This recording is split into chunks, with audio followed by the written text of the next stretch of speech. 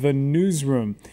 Yes, it's indeed time for The World This Week, 7 days, 4 Paris-based correspondents, 1 hour. And with us this week is Vivian Walt of Time Magazine. How are you? I'm very good, thank you. Also with us, Judah Grunstein of World Politics Review, which you can find at www.worldpoliticsreview.com. Okay. And from the French news agency AFP, Antonio Rodriguez, thank you for being with us. Thanks as well from the Reuters news agency, Patrick Vignal, for joining us, The World This Week, where you can always weigh in on the conversation on Facebook, and also you can find us on Twitter at François F24, the handle here.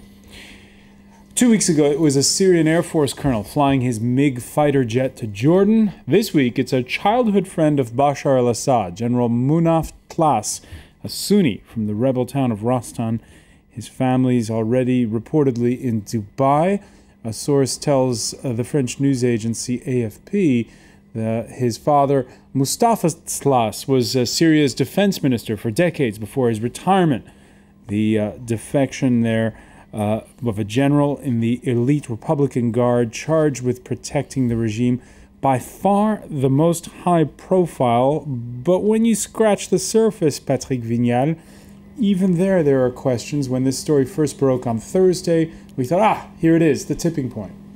Yeah, well, it might be, but I mean, what's important is that he is a close friend of Assad, and he is a member of the inner circle, and everybody wants to see signs that the regime is disintegrating. But maybe it's that's going a bit too They say he'd been sidelined for the past year. Yeah, and that he'd even grown a beard. Grown a beard. That's what the agency reports were saying. And another important factor, he's a member of the Sunni majority, so that might be also a sign that they are no longer supporting the regime. So Vivian Walt, your thoughts on this? You know, obviously, I think that there's such a kind of desperate need by the world to find a new leadership of some kind that looks powerful enough and possibly a break from the Assad regime would be, one always hopes that there's going to be somebody within the elite structure that will emerge as being the kind of revolutionary force. This obviously doesn't seem to be it. And meanwhile, you have an opposition that seems deeply divided. Even after today's meeting in Paris, it doesn't seem like we have anything that looks like a ready-to-go government in waiting. And this is 18 months into this conflict, and 16,000 plus deaths at this point. All right, so the scale of the violence we know is increasing. We know as well that inside of Syria, there is an opposition that's armed and that's fighting back more and more. Across the border in Turkey this Friday, the funeral for those 2 pilots whose plane was shot down by Damascus. President Assad this week expressing regret, but insisting the plane was inside Syrian airspace. You heard Vivian Walt say that there isn't someone who can be a game changer from inside Syria, it seems, at this point. Everyone was wondering whether Turkey would be the game changer in this process. We're not sure about that either, Antonio Rodriguez. Yes, Turkey, of course, has a big influence in the region. But what I wanted to quote François Hollande in the meeting today. He was saying that people are saying that if Bashar al-Assad is leaving now Syria, we will have chaos in Syria, and it's impossible to have this chaos in the middle of the Middle East, so close to Israel and in this region, with countries like Turkey around. But he said as well as that with Bashar al-Assad in charge, we will have chaos and a dislikable regime. And that's exactly what happened in Tunisia when the Arab Spring started, in Egypt, in Libya. And maybe with all those experiences, having seen what happened in the election in those countries, we have to be cautious with Syria. And before we start any operation, we need to know what we are going to have in Syria after that. Who you're backing and what's the plan for afterwards.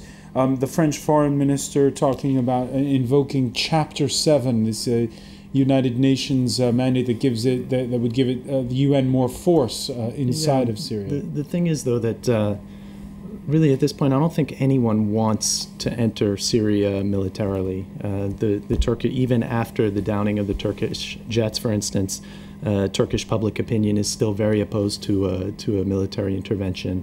NATO has really tried to calm things down.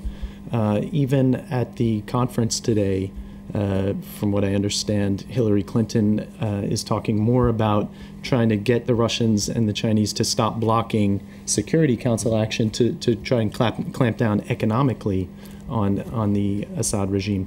And not everybody's respecting the embargo, according to Wikileaks. Well, yeah, it's difficult. But if stronger measures are put in place and they are enforced, the preference is definitely to put economic and diplomatic pressure.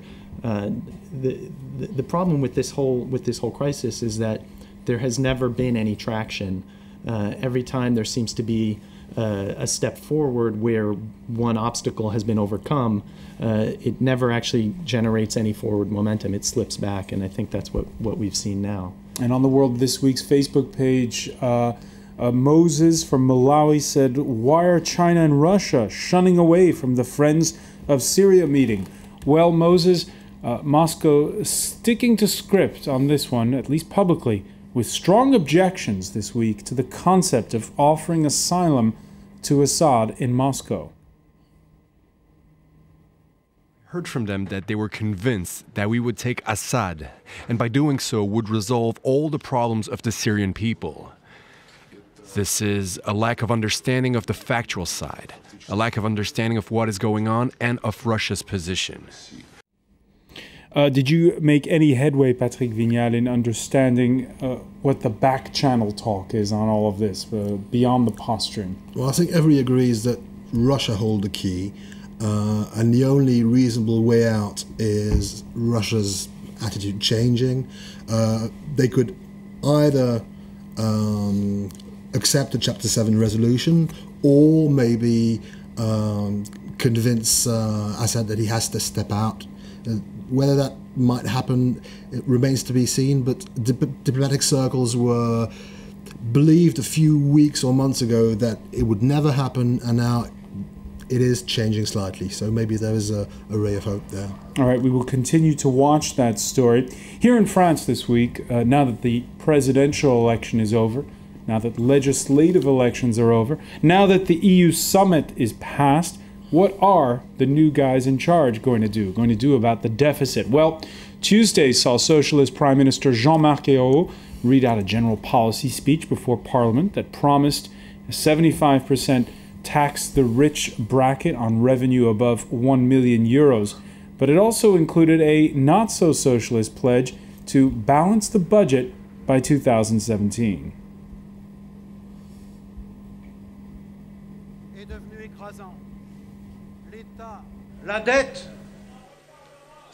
Debt is, after all, an issue of national sovereignty. A France in debt is a dependent France, dependent with regards to the grading agencies and the financial markets. That is why I want to reduce public debt. It doesn't sound much like a socialist there, Judah Grunstein. No, but again, this was the criticism or the commentary that was very prevalent during the campaign, which is that the campaign rhetoric was one thing, but that once especially the parliamentary elections were over, the masks would come down, and it was essentially depending on how you want to frame it, Brussels that decides or the markets that decide. I think there is a little room around the margins in the sense that Hollande has really set some very ambitious targets to reduce the budget deficits very quickly, and that's going to make it a lot more painful and a lot more difficult. But there wasn't a whole lot of wiggle room for them to get out of trimming the budget. What does that say about Western-style democracies when the wiggle room is so narrow, even though you have this unprecedented majority for the left in France? Well, at the same time, you can't ignore what the markets are saying. You can't ignore what the rating agencies are about to do. And I think people probably realise now that even if it's not very popular and it's not very socialist, there's no other way to go than budget savings. Cozying up to the rich, definitely passé in France, that's for sure. Just ask the former president. Nicolas Sarkozy Tuesday saw his office and home of his wife Carla Bruni searched by magistrates investigating the more than generous 2007 campaign contributions from France's richest woman, L'Oréal heiress Liliane Bettencourt. And it's interesting to see how in the same Guardian editorial that lauded Hollande for taxing the rich, the British paper wrote that the era of being intensely relaxed about the filthy rich is over, even if they pay their taxes. So, Vivian Wald, is there change in that respect? Well, this just seems to be a French tradition that, the moment a president leaves office, they're under immediate investigation on a whole slew of wrongdoings. I don't think that there's anything particularly unique about what happened with Sarkozy this week. But it does strike one how different the tone is, even though really what Hollande and Hérault are saying is that there is going to be austerity. They're not using that word, but essentially we're headed into serious austerity here in France. It seems to me that the whole tone has changed, and in fact that it is a little bit shifting the tone in Europe as a whole. I think we've spoken about this on the show before, that Hollande's election really has changed things, and that there is, despite the terrible realities of the European economy, there is much more a focus on trying to grow oneself out of the recession as well as cutting oneself out of the recession. And that, to me, feels quite different. I don't know what others feel about this. Taxing out of the deficits, and maybe not out of the recession, but taxing the upper income brackets out of the budget deficits. I think we're really at the. And there seems to be a genuine public outcry over. Well, yeah, because I think we're at the tail end of a period where the pendulum just swung to the extreme of these huge capital flows and a real sort of connivance between regulators and corporations and investors and campaign finance donators, where not only was no one watching, there was no watchman watching the till, there was no watchman watching the watchman, and everyone just sort of agreed that was the way it should go. Now we're hitting the backswing of the pendulum. And I think that the sort of populist anger that has begun to bubble up, but that really, compared to what's happened, is nowhere near what you might expect, except in countries like Greece or Spain. I think we're going to be seeing a lot more of that. I mean, it's pretty stunning when you see a British paper congratulating a French president for taxing the rich. Even if it's to get at David Cameron. Antonio Rodriguez. I grew up in Switzerland in a city where the Tour de France is arriving on Sunday. And I read stories since Hollande has been elected, saying that French are arriving. French are buying houses in this area, and they are trying to go to Switzerland to not to pay the taxes they have to pay in France. And it reminds me what Nicolas Sarkozy did as well. He wanted to fight against fiscal evasion, and I don't see any measure against that, against fiscal havens again. So it's easy for French today to go to Switzerland or somewhere else, not just Switzerland. Switzerland is really close, and not pay the taxes the France is expecting. Patrick Vignal, there's anecdotal evidence of just what Antonio described, people moving their stuff to Switzerland and to London as well. But is it just anecdotal for now? I think it is. I mean, if it might frighten the super rich, but I mean, the greater picture, I don't think it is anecdotal, yeah. By the way, the Republican candidate for president in the United States, Mitt Romney, according to Politico, might be coming to Europe. He's expected to travel to places like the UK and Italy, but he's not going to France. Our own Christophe Bauer on Twitter said, I guess a photo op with a socialist president won't play well in Ohio. When you look at how there's still that label, socialist, even though you're saying that Vivian Walt, that they're going to be instituting austerity. Yes, I mean, of course. So if you go to America and, people really think that this is, socialism as one had in Eastern Europe in the 80s. That's what the term still means among millions, really, I would say the majority of Americans still. It has a particular connotation it just doesn't have in Europe. In Europe, socialism and social democracy, social democrats, tend to kind of meld in with one another. But nonetheless, there is definitely a different worldview among the European socialists and the Republican Party. In America, you're dealing with a ideological split that's quite deep between big government, small government, high taxes, low taxes, and essentially how one runs a country. And it's playing out in America and in these presidential elections this year in America, just as it is in Europe, as it has been since the economic crisis.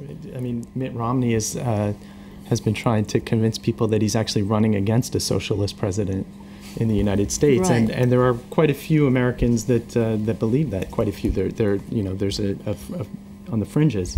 But the difference in perception of government's place in terms of regulation and in terms of the marketplace is dramatically different between the United States and France and the rest of Europe, for that matter.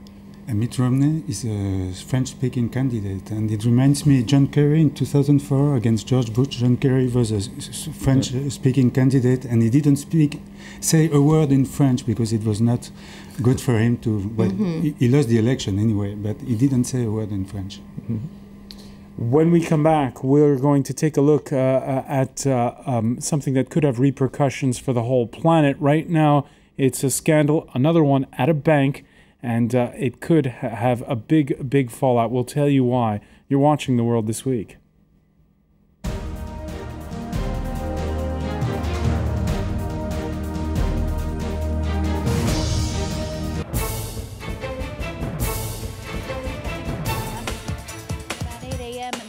Watch France 24 live and free on your mobile phone.